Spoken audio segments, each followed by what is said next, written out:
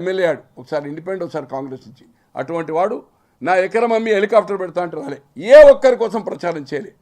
మీరు అందరినీ రోడ్ల మీద వేసి 2013 జూలై 27 నాడు ఒక డిసిషన్ తీసుకున్నాడు.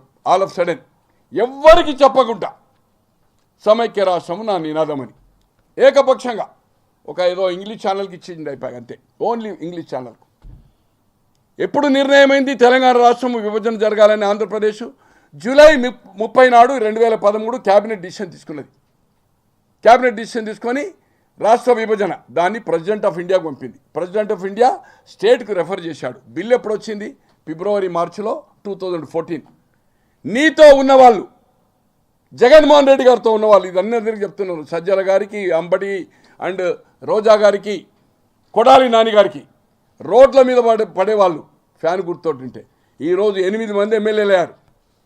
ఒకటి ఇందిరాగాంధీ రెడ్డి ఏను గుర్తు మీద ఇండిపెండెంట్ చేసి నిర్మల్ ఎన్నికయ్యాడు, తర్వాత మంత్రి అయ్యాడు టీఆర్ఎస్లో కలిసి, కోనప్ప ఇద్దరు.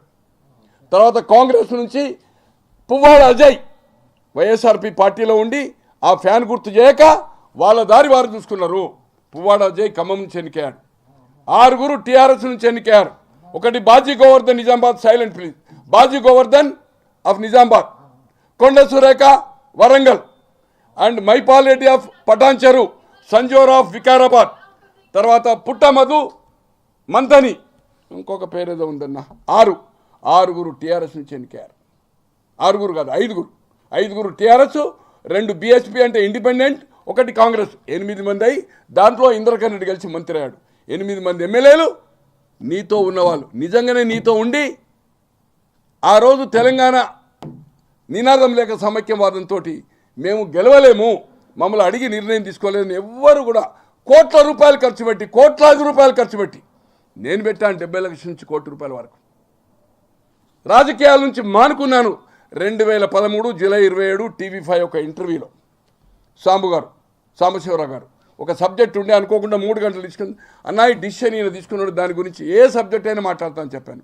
దాంట్లో నేను ఇది అన్యాయము, అరాచకము, ఇది దౌర్జన్యము, ఇంతమందిని రోడ్ల మీద వేసి ఏకపక్షంగా నిర్ణయం తీసుకున్నాడు జగన్మోహన్ రెడ్డి గారు. నేనేం ఆశించి పార్టీలో చేరలే, కానీ చాలామంది ₹కోట్ల ఖర్చు పెట్టుకున్నారు. వాళ్ళందరినీ రోడ్ల మీద వేసినావు. కనీసం టెలికాన్ఫరెన్స్ అని కూడా పెట్టలే.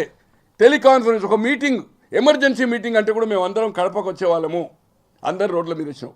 అటువంటి చరిత్ర నేను చెప్తున్న సజ్జల గారికి, కొడాలి నాని గారికి, అంబటి రాంబాబు గారికి, రోజా గారికి, అయ్యా ఇది మీ జగన్మోహన్ రెడ్డి గారి ముఖ్యమంత్రి, మడమ తిప్పను, మాట తప్పను. ఇటువంటి చర్చలు చేసి ఈరోజు షర్మిలమ్మ అందరినీ రోడ్ల మీద వేసిందంటుండు సజ్జల.